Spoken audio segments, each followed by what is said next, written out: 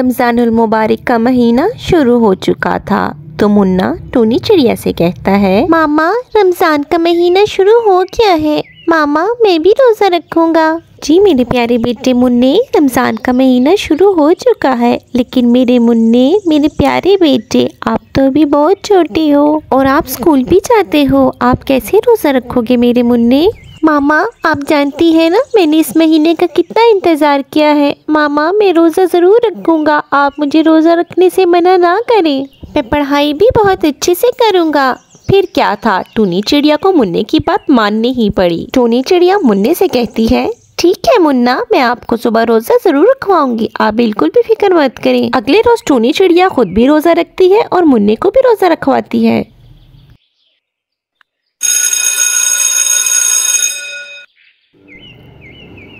Lunch break हो जाता है, सब अपने अपने लंच करने लगते हैं, लेकिन मुन्ना तो लंच लाया ही नहीं होता क्योंकि उसका तो रोज़ा होता है। मुन्ना को लंच ना खाते हुए देखकर उसका दोस्त चिंकू उससे पूछता है, मुन्ना क्या बात है, आज तुम लंच नहीं लाए अपना? हाँ चिंकू, आज मैं अपना लंच नहीं लाया हूँ क्योंकि रमज़ान मुबारक शुरू हो चुका है और आज मैंने रोज़ा रखा है। मुन्ना की बात सुनकर चिंकू हैरान हो जाता है और कहता है, क्या तुमने रोज़ा रखा है? लेकिन मुन्ना तुम तो अभी बहुत छोटे हो। छोटा हूँ तो क्या हुआ, मैं रोज़ा रख सकता हूँ, इसलिए मैंने अपनी मामा से कहा कि मैं भी रोज़ा रखूँगा और मामा ने मुझे भी रोज़ा रखवाया। चिंकू मुन्ना की बातें गौर से सुनता रहता है। छुट्टी होकर जब चिंकू घर आता है तो वो अपनी मामा से पूछता है, मामा क्या आपको पता है कि रमज़ानुल मुबारक शुरू हो चुका है? जी बेटा मुझे पता है, लेकिन आप क्यों पूछ रहे हो? तो मुन्ना कहता है, मामा आपको पता है तो फिर आपने मुझे रोज़ा क्यों नहीं रखवाया और आपने खुद भी रोज़ा नहीं रखा? आप तो बहुत बड़ी है मामा, आप पर तो सब रोज़े फर्ज हैं, फिर आपने रोज़ा क्यों नहीं रखा मामा? मामा आपको पता है आज मुन्ना स्कूल में अपना लंच नहीं लाया। जब मैंने उससे पूछा तो वो कहता है कि उसने रोज़ा रखा है और उसकी मामा ने भी रखा है। रोज़े हम सब पर फर्ज है मामा, हम बगैर किसी वजह के इनको छोड़ नहीं सकते हैं। ये फिर आपने रोज़ा क्यों नहीं रखा मामा? हाँ चिंकू बेटा, मुझसे भूख बर्दाश्त नहीं होती, बस इसलिए मैंने रोज़ा नहीं रखा, लेकिन तुमने मुझे एहसास दिलाया है अगर वो छोटा बच्चा रोज़ा रख सकता है तो मैं ही रोज़ा क्यों नहीं रख सकती। कल से मैं सारे रोज़े रखूंगी और आपको भी रखवाऊंगी। अपनी माँ की बात सुनकर चिंकू खुश हो जाता है। तो प्यारे दोस्तों, हमें रोज़ा बगैर किसी वजह के नहीं छोड़ना चाहिए, ये हम सब मुसलमानों पर फ़र्ज है और हमें इसको अच्छे से अदा करना चाहिए। अगर वीडियो अच्छी लगी हो तो इसको लाइक और सब्सक्राइब ज़रूर करें। अल्लाह हाफिज़। वैसे तो कालू कौवा बहुत अच्छा था, लेकिन उसमें एक ही बुरी आदत थी और वो थी चोरी की। उसको जब भी मौका मिलता वो ज़रूर चोरी करता। यूँ ही एक दिन उसने मच्छरों की पकड़ी हुई सारी मछलियाँ खा लीं, बल्कि चंदा कौवी के लिए भी घर ले गया। घर आकर उसने चंदा कौवी को मछली दी। ये लो चंदा, तुम्हारे लिए ताज़ा ताज़ा मछली पकड़ के लाया हूँ, क्या याद करोगी? हाँ मछली तो लाए हो, पर ये तो बताओ कहीं चोरी करके तो नहीं लाए मेरे लिए ये मछली? वाह चंदा कवि, कैसी बातें करती हो, कितने प्यार से लाया हूँ मैं तुम्हारे लिए ये मछली। क्या तुम समझती हो मैं चोरी करके लाऊंगा तुम्हारे लिए मछली? अच्छा नाराज मत हो, मैंने तो ऐसे ही पूछ लिया था। अगले दिन चंदा कवि नदी में जा रही होती है कि रास्ते में उसको टूनी चिड़िया मिल जाती है।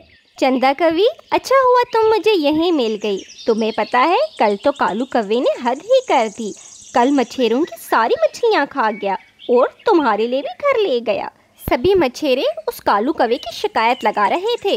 अब तो सब परिंदे कालू कौवे की इस आदत से बहुत तंग आ गए हैं। वो कह रहे थे कि इसको इस जंगल से बाहर निकाल देंगे। ये कहकर टूनी चिड़िया चली जाती है, लेकिन चंदा कवि को तो जैसे सकता ही हो गया था। घर आकर वो कालू कौवे से कहती है, तुमने अब चोरी के साथ झूठ भी बोलना शुरू कर दिया है। तुमने कल चोरी की मछली लाई और मुझसे झूठ बोला। मुझे तुमसे ये उम्मीद नहीं थी। मैं अब तुम्हारे साथ नहीं रह सकती। मैं किसी चोर के साथ और जलील नहीं होकर रह सकती। मैं जा रही हूँ, अब मुझे कभी मत भुलाना। कालू कौवा चंदा से बहुत प्यार करता था। उसे भी पता था कि वो चंदा के बगैर नहीं रह सकता। उसके जाने का सुनकर वो तो परेशान ही हो जाता है। नहीं चंदा, तुम मुझे छोड़कर मत जाओ। मैं तुमसे वादा करता हूँ कि मैं आज के बाद कभी चोरी नहीं करूँगा, मेहनत मजदूरी करूँगा और तुम्हें मेहनत से कमा कर खिलाऊँगा। मुझे माफ़ कर दो, बस मुझे एक मौका और दे दो चंदा कवि। चंदा उसकी बात मान लेती है। अब वो मेहनत करता है। सब्जी ले लो सब्जी, ताज़ा ताज़ा सब्जी, सब्जी ले लो सब्जी, ताज़ा ताज़ा सब्जी। अब वो पूरा दिन सब्जी बेचता और रात को पैसे कमाकर घर जाता। यूं ही कई दिन गुजरते रहे। चंदा कवि भी कालू कौवे से बहुत खुश थी। चोरी तो उसने छोड़ ही दी थी, लेकिन फिर एक दिन कालू कौवा अपने काम पे जा रहा होता है कि उसे अंडे की खुशबू आती है। वो जाकर खिड़की में बैठ जाता है और सोचता है, चंदा कवि को तो अंडे बहुत पसंद हैं। किसी को क्या पता चलेगा, आज यहीं से अंडे ले जाता हूँ और चंदा कवि को दे देता हूँ। हाँ, और फिर मुझे काम पे भी नहीं जाना पड़ेगा। यही सोचकर वो जूं ही पर आगे करता है, उसके पर में आग लग जाती है। आई आई आई आई मेरा पर। यूं उसका एक पर पूरा जल जाता है और वो अपने पर से भी हाथ धो बैठता है। अब उसके पास पछताने के सिवा और कुछ नहीं था। अल्लाह हाफिज। बस कर दो मुन्ना, कितना पढ़ोगे, थक जाओगे बेटा, अब बस कर दो। मेरी प्यारी अम्मा, प्लीज़ मुझे थोड़ा सा पढ़ने दे। मुझे पढ़ना है, मुझे बड़ा आदमी बनना है पढ़कर। फिर मैं आपको प्यारा सा बड़ा सा घर लेकर दूंगा और वहाँ पर मैं अपनी प्यारी अम्मा को आराम से रखूँगा, जहाँ मेरी अम्मा कोई काम ना करे। अम्मा, मेरी प्यारी अम्मा, मुझे पढ़ने दे। मैं अभी पढ़ूँगा तो कल को कुछ बनूँगा। मेरा प्यारा मुन्ना, अल्लाह तुम्हें हमेशा कामयाब करे और तुम्हारा ये ख्वाब ज़रूर पूरा करे। लेकिन अभी सो जाओ। चलो शाबाश। ओए मुन्ने, इधर आके बैठ जा। चल जल्दी कर, टीचर आ जाएगी, फिर डांट पड़ेगी लेट आया है। अस्सलाम वालेकुम बच्चों, चलें जल्दी से अपना अपना टेस्ट करें, आज मुझे जल्दी जाना है। चलिए जल्दी हाथ चलाएं। ओए ओए मुन्ने, ज़रा सा टेस्ट बता दे यार, क्या जाएगा तेरा। मुन्ने मुन्ने इधर देखना। मुन्ने बता दे थोड़ा सा टेस्ट। देख टीचर उधर देख रही है, फटफट बता दे। ये लो, जल्दी देख कर वापस करो। अच्छा, बस ये थोड़ा सा ये हो गया। हाँ ये लो वापस। हाँ तो बच्चों, टेस्ट हो गया आपका, अब जल्दी से मुझे वापस कर दें, मुझे देर हो रही है। अल्लाह हाफिज़। यार तेरा बहुत बहुत शुक्रिया, तूने मेरी मदद की। अब से हमारी दोस्ती पक्की। मैं घर जा रहा हूँ, मुझे देर हो रही है। अच्छा बात तो सुन। ओहो चला गया। चल जा, घर जा, मैं भी जाता हूँ। अस्सलाम वालेकुम मामा, कैसी हैं? ठीक हूँ बेटा। तुम्हारा आज टेस्ट था ना, कैसा हुआ? अच्छा हो गया अम्मा।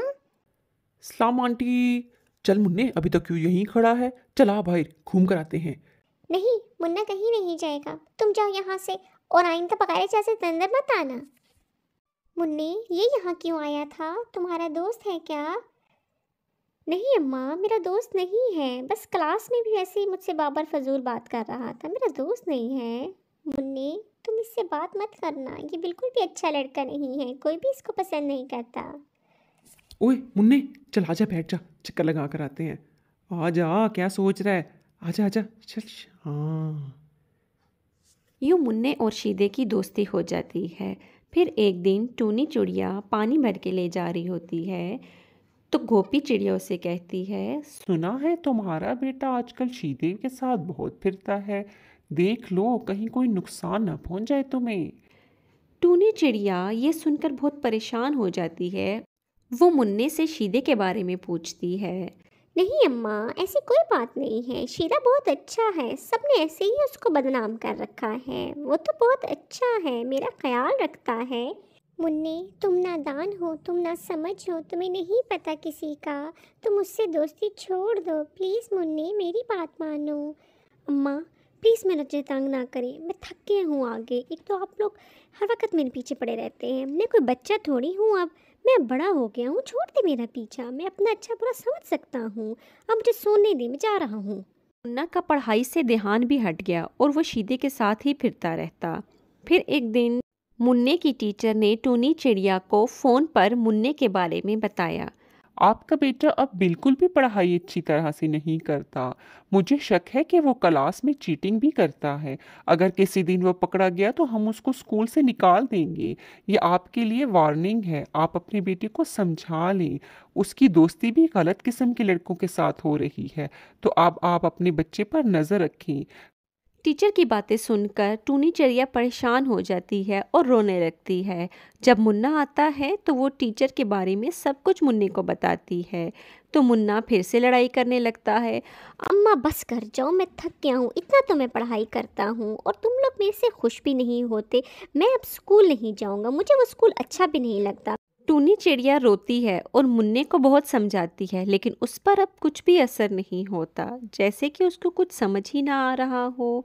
इसी तरह से दिन गुजरते गए और फिर एक दिन। चलो बच्चों, अपना अपना टेस्ट करें जल्दी से। ओके, जल्दी जल्दी करें टेस्ट। मैं देख रही हूँ आप सबको। अपने अपने टेस्ट पे ध्यान दें।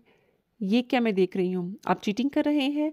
नहीं नहीं मैम, मैं चीटिंग नहीं कर रहा। ये तो मुन्ना मेरे से पूछ रहा है, बार बार मुझे तंग कर रहा है। देखिए, मुझे तो सब आता है। मुन्ने, तुम चीटिंग कर रहे हो? मुझे तो पहले ही तुम पर शक था। चलो चलो बाहर निकलो, उधर बोर्ड के पास जाके खड़े हो फौरन। मैं देखती हूँ अभी तुम्हें। टीचर मुन्ने को पूरी क्लास के सामने बहुत डांटती है और पनिश भी करती है, जिस पर मुन्ना रोता रहता है। जब मुन्ना घर आता है तो फिर भी वो ज़ारो कतार रोता है और अपनी माँ से माफ़ी मांगता है। अम्मा मुझे माफ़ कर दे, मैंने आपका बहुत दिल दुखाया। मैंने आपकी बिल्कुल भी बात नहीं मानी। मैंने उस शीदे से दोस्ती की, आपने मुझे कितना मना किया। अम्मा मुझे माफ़ कर दे, अम्मा मुझे माफ़ कर दे। बस कर जाओ बेटा, तुम्हें अपनी गलती का एहसास हो गया, यही बहुत है। तो प्यारे बच्चों, इससे हमें क्या सबक मिलता है कि बुरी सोहबत का असर बुरा ही होता है और वो हमें किसी भी टाइम ज़रूर नुकसान ज़रूर पहुंचाती है। इसलिए हमें अपने बड़ों की बात ज़रूर माननी चाहिए, वो हमारा फ़ायदा ही सोचते हैं।